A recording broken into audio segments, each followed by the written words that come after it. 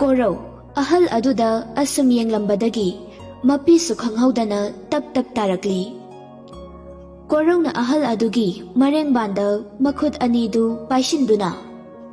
Ipu, aibu masa khangbidraba.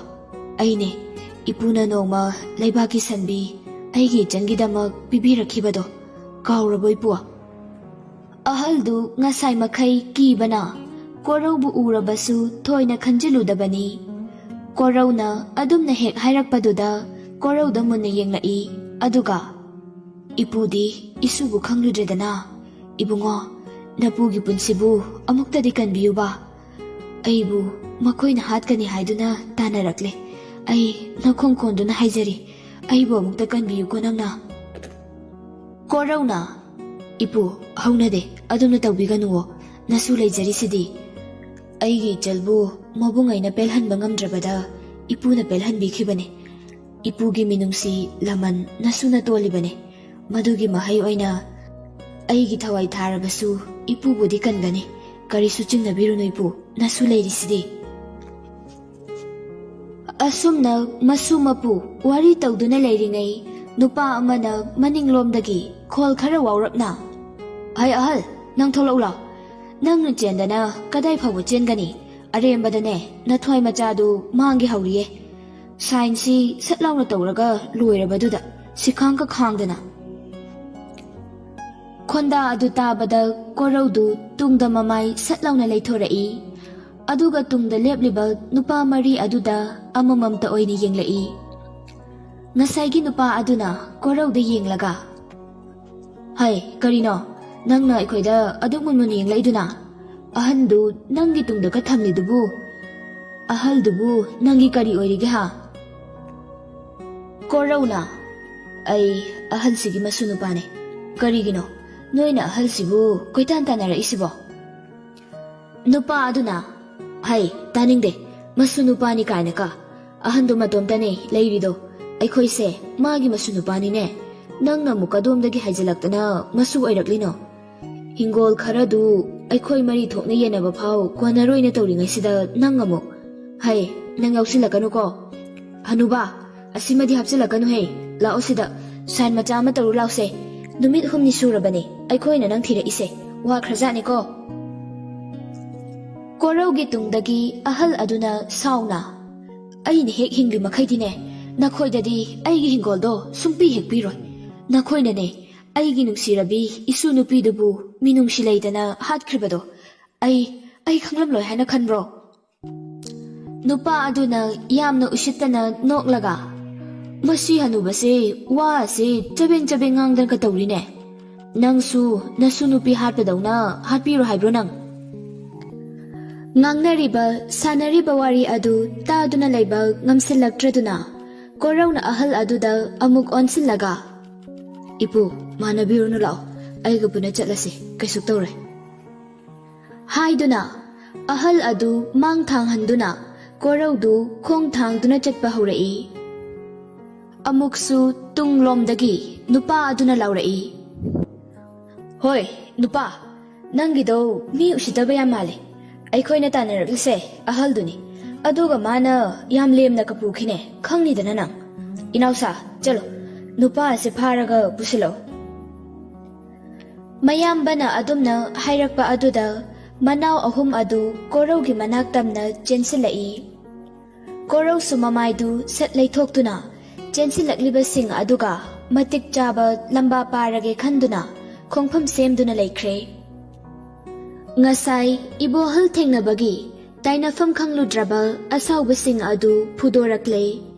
Chensilakliba nupa ahum adu amamamta oina makhut makhong tap paiduna amana amada thomjili.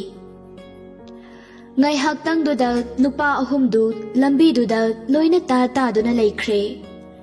Lemhauriba nupa amadu madu ubada korauda amuk yeng tariba mi aduda amuk yeng tawduna laikhre.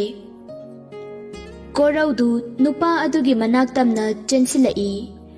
Nupa adu kiduna chenkige tawba phawba nanghaudre.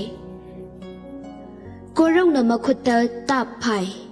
Nupa aduna karigumba khara haijage haiduna maya kaba hek haurakpaga ꯅꯪꯍꯧꯗꯦ꯫ ꯈꯗꯥꯡꯗ ꯀꯣꯔꯧꯒꯤ ꯁꯥꯐꯨ ꯀꯜꯂꯕ ꯀꯤꯟ ꯑꯗꯨꯅ ꯊꯤꯡꯒꯠꯂꯛꯏ꯫ ꯅꯨꯄꯥ ꯑꯗꯨ ꯁꯣꯔꯣꯛ ꯃꯊꯛꯇꯨꯗ ꯇꯔꯪ ꯆꯠꯇꯨꯅ ꯂꯣꯡꯅ ꯇꯥꯗꯨꯅ ꯂꯩ꯫ ꯀꯣꯔꯧꯅ ꯅꯨꯄꯥ ꯑꯗꯨꯒꯤ ꯃꯃꯥꯏ ꯃꯄꯥ ꯑꯗꯨꯗ ꯃꯥꯒꯤ ꯃꯃꯥꯏꯗꯨ ꯊꯥꯡꯖꯤꯟꯗꯨꯅ, ꯃꯤꯠꯇ ꯊꯥꯛꯄꯗ ꯐꯥꯎ ꯊꯨꯞꯇꯕ ꯅꯣꯏꯒꯨꯝꯕꯅ ꯑꯩꯒꯤ ꯏꯄꯨꯗ ꯀꯁꯨ ꯍꯥꯠꯀꯅꯤ ꯍꯥꯏꯖꯕ ꯁꯥꯔꯤ꯫ ꯅꯊ꯭ꯋꯥꯏ ꯃꯆꯥꯗꯣ ꯃꯥꯡꯗꯨꯅ ꯇꯣꯛꯀꯅꯤ꯫ ꯀꯣꯔꯧꯗꯨ ꯑꯍꯜ ꯑꯗꯨꯒꯤ ꯃꯅꯥꯛꯇ ꯑꯃꯨꯛ ꯆꯪꯂꯛꯇꯨꯅ, ꯏꯄꯨ ꯂꯥꯛꯑꯣ, ꯅꯁꯥꯗꯨ ꯌꯥꯝ ꯆꯣꯛꯊꯅ ꯎꯔꯦ, ꯑꯩꯒꯤ ꯌꯨꯝꯗ ꯆꯪꯂꯨꯈꯤꯁꯦ, ꯀꯔꯤ ꯀꯔꯤꯅꯣ ꯈꯔ ꯆꯥ ꯊꯛꯎꯈꯤꯁꯤ ꯂꯥꯛꯑꯣ꯫ ꯑꯍꯜ ꯑꯗꯨꯅ ꯀꯞꯂꯒ, ꯏꯕꯨꯡꯉꯣ, ꯏꯄꯨ ꯉꯁꯤꯗꯤ ꯄꯦꯜꯂꯦ꯫ ꯀꯣꯔꯧꯅ ꯅꯣꯛꯂꯒ ꯑꯍꯜ ꯑꯗꯨꯕꯨ ꯀꯣꯟꯁꯤꯟꯕꯤꯗꯨꯅ ꯃꯌꯨꯝꯗ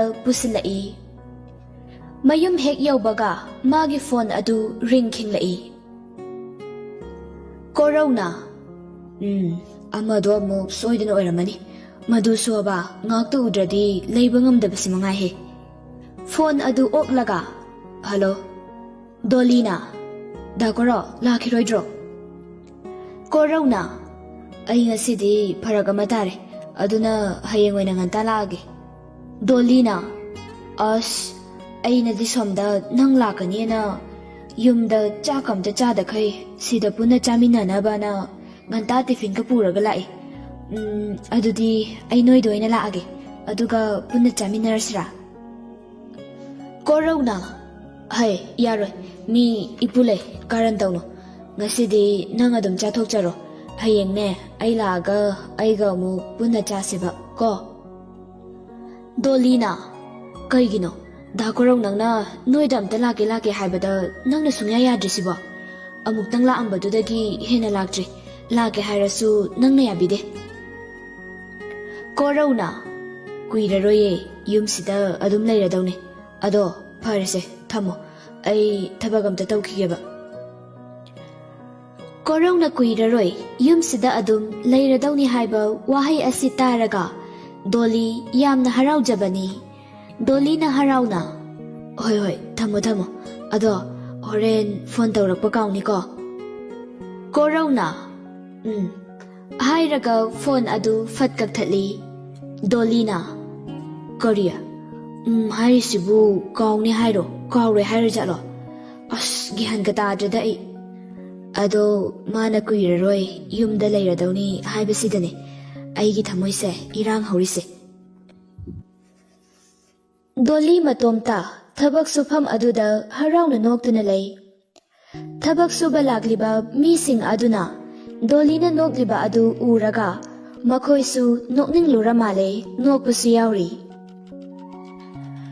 ꯑꯁꯣꯝꯗꯁꯨ ꯀꯣꯔꯧꯅ ꯑꯍꯜ ꯑꯗꯨꯕꯨ ꯏꯃꯨꯡꯗ ꯄꯨꯁꯤꯟꯗꯨꯅ ꯆꯥꯛ ꯄꯤꯖꯕꯤꯔꯤ꯫ ꯀꯣꯔꯧꯅ, ꯏꯄꯨ ꯁꯤꯗ ꯑꯗꯨꯝ ꯂꯩꯔꯁꯦ, ꯌꯨꯝꯗ ꯑꯃꯨꯛ ꯍꯟꯕꯤꯈ꯭ꯔꯅꯨ꯫ ꯑꯍꯜ ꯑꯗꯨꯅ, ꯏꯕꯨꯡꯉꯣ, ꯏꯁꯨꯒꯤ ꯌꯨꯝꯁꯤꯗ ꯌꯥꯝꯅꯗꯤ ꯂꯩꯅꯤꯡꯉꯤ, ꯑꯗꯨꯕꯨ ꯏꯄꯨꯒꯤ ꯍꯤꯡꯈꯣꯜꯗꯣ ꯏꯄꯨꯒꯤ ꯍꯨꯃꯥꯡ ꯃꯃꯜꯅ ꯋꯥꯅ ꯍꯣꯠꯅꯖꯗꯨꯅ ꯂꯩꯖꯈꯤꯕꯅꯤ, ꯑꯗꯨꯅ ꯃꯐꯝ ꯑꯗꯨ ꯊꯥꯗꯣꯛꯇꯨꯅ ꯏꯄꯨ ꯃꯐꯝ ꯀꯩꯗꯁꯨ ꯆꯠꯅꯤꯡꯗꯦꯅꯦꯍꯦ꯫ ꯀꯣꯔꯧꯅ ꯅꯨꯡꯉꯥꯏꯇꯅ, ꯑꯗꯨꯁꯨ ꯆꯨꯝꯃꯤ, ꯑꯗꯣ ꯏꯄꯨ ꯃꯐꯝꯗꯨꯗ ꯂꯩꯕ ꯃꯇꯝꯗ ꯈꯔꯗꯤ ꯆꯦꯛꯁꯤꯟꯕꯤꯌꯨ, ꯑꯩꯁꯨ ꯏꯄꯨ ꯍꯣꯏꯗ ꯃꯔꯛ ꯃꯔꯛꯇ ꯀꯣꯏꯊꯣꯛꯆꯔꯛꯀꯦ꯫ ꯑꯗꯣ ꯉꯁꯥꯏꯒꯤ ꯃꯤꯁꯤꯡꯗꯨꯕꯨ ꯀꯅꯥ ꯀꯅꯥꯅꯣ ꯏꯄꯨ?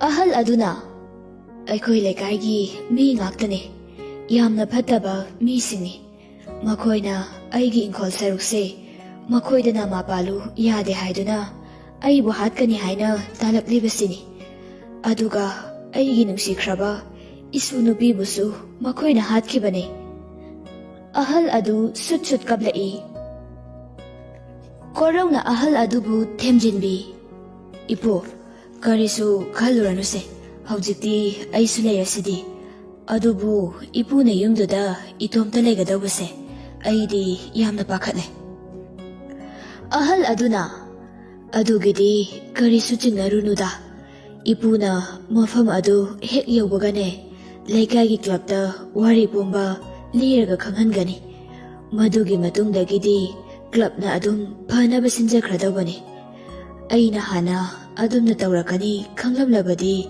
clubta taklamgadobani. Adubu khanghaudana ahing nongyai aduda makhoina aibu haudoklaga soitau haiduna kit hekta nambaduda upai leitabadagi hingnabani haiduna nanthokduna chelakpani.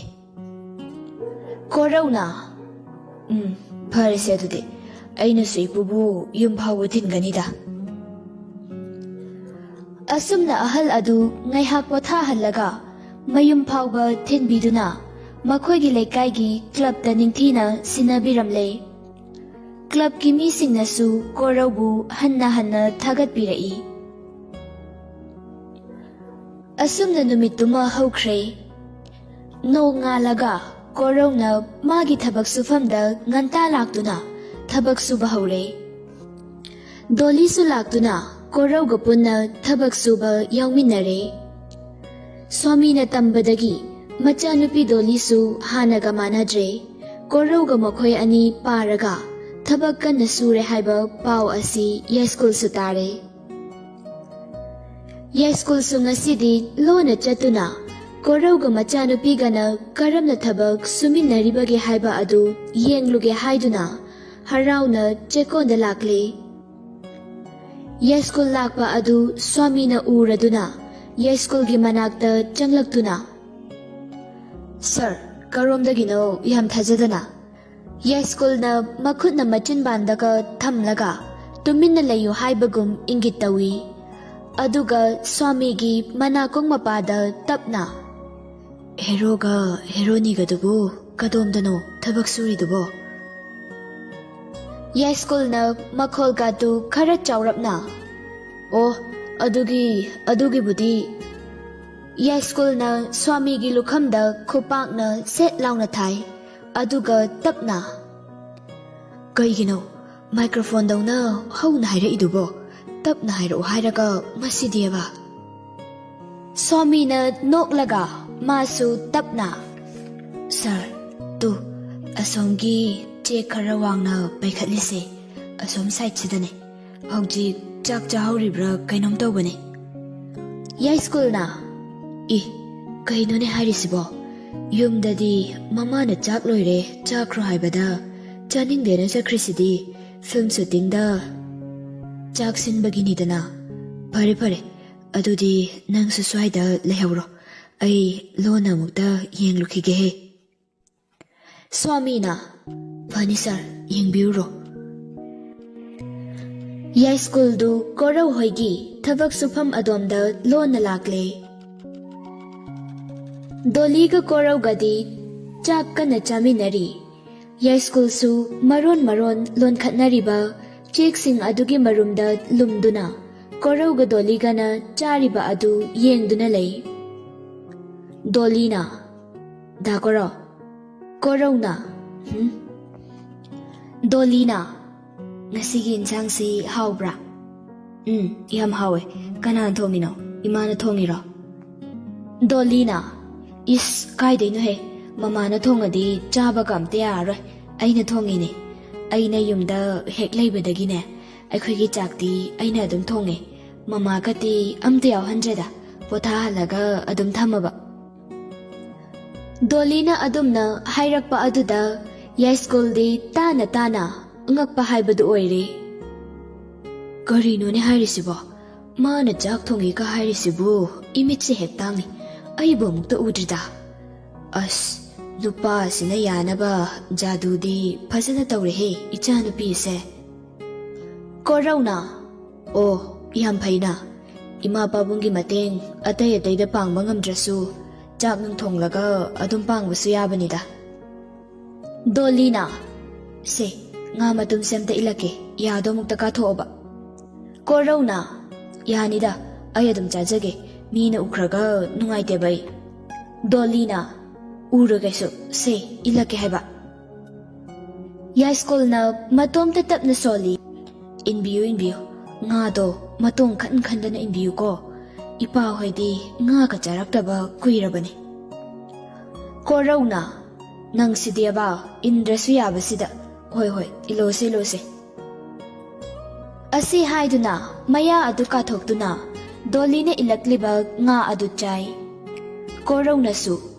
Se ꯑꯩꯁꯨ ꯆꯥꯛ ꯆꯥꯈꯣꯝꯁꯤꯃ ꯏꯟꯕꯤꯔꯒꯦꯁꯦ꯫ ꯗꯣꯂꯤꯗꯨ ꯍꯔꯥꯎꯅ ꯃꯌꯥꯒ ꯀꯥꯊꯣꯛꯇꯨꯅ ꯀꯣꯔꯧꯅ ꯏꯜꯂꯛꯂꯤꯕ ꯆꯥꯛ ꯑꯗꯨ ꯆꯥꯔꯤ꯫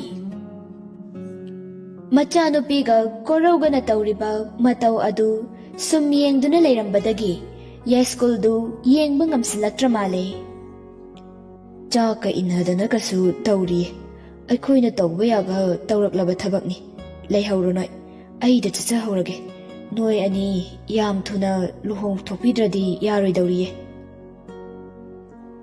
ꯑꯁꯨꯝꯅ ꯍꯥꯏꯗꯨꯅ ꯌꯥꯏꯁ꯭ꯀꯨꯜꯗꯨ ꯊꯣꯛꯂꯛꯂꯦ꯫ ꯌꯥꯏꯁ꯭ꯀꯨꯜꯅ ꯊꯣꯛꯂꯛꯂꯤꯕ ꯑꯗꯨ ꯎꯔꯗꯨꯅ ꯁ꯭ꯋꯥꯃꯤꯅ, "ꯁꯔ, ꯆꯠꯄꯤꯔꯒꯦ ꯍꯥꯏꯔꯣ?" ꯌꯥꯏꯁ꯭ꯀꯨꯜꯅ, ꯆꯠꯂꯒꯦ꯫ ꯑꯁ, ꯐꯤꯜꯝ ꯐꯖꯅ ꯇꯧꯍꯧꯔꯦ ꯏꯕꯨꯡꯉꯣ꯫ ꯑꯅꯤ ꯑꯁꯤ ꯂꯨꯍꯣꯡꯊꯣꯛꯄꯤꯔꯒꯦ, ꯀꯥꯟꯅꯗꯦ꯫ ꯏꯕꯨꯡꯉꯣ ꯁ꯭ꯋꯥꯃꯤ, ꯃꯣꯏꯅ ꯍꯣꯔꯦꯟ ꯊꯕꯛ ꯁꯨꯕ ꯂꯣꯏꯔꯛꯄꯗꯅꯦ ꯅꯆꯟꯅꯨꯄꯤ ꯑꯁꯦ ꯀꯣꯔꯧ ꯍꯣꯏꯗ ꯑꯗꯨꯝ ꯆꯠꯈ꯭ꯔꯣ ꯍꯥꯏꯌꯨꯀꯣ꯫ ꯑꯩꯅ ꯍꯥꯏꯔꯝꯃꯦꯅ ꯈꯔ ꯍꯥꯏꯌꯨ꯫ ꯍꯟꯗꯛ ꯆꯠꯄꯁꯤꯗ ꯂꯨꯍꯣꯡꯊꯣꯛꯄꯤꯔꯒꯦ꯫ ꯀꯩꯗꯧꯔꯨꯅꯤ ꯀꯨꯏꯅ ꯊꯝꯂꯨꯗꯅ꯫ ꯁ꯭ꯋꯥꯃꯤꯅ, "ꯐꯅꯤ ꯐꯅꯤ ꯁꯔ, ꯑꯉꯥꯡ ꯑꯅꯤꯁꯤ ꯌꯥꯝ ꯅꯨꯡꯁꯤꯅꯅꯁꯨ ꯎꯏ꯫ ꯂꯨꯍꯣꯡꯊꯣꯛꯄꯤꯕꯅꯁꯨ ꯍꯦꯟꯅ ꯐꯔꯅꯤꯗ꯫ ꯑꯩ ꯍꯣꯔꯦꯟ ꯑꯗꯨꯝ ꯑꯅꯤꯗꯨ ꯆꯠꯍꯟꯈ꯭ꯔꯒꯦ."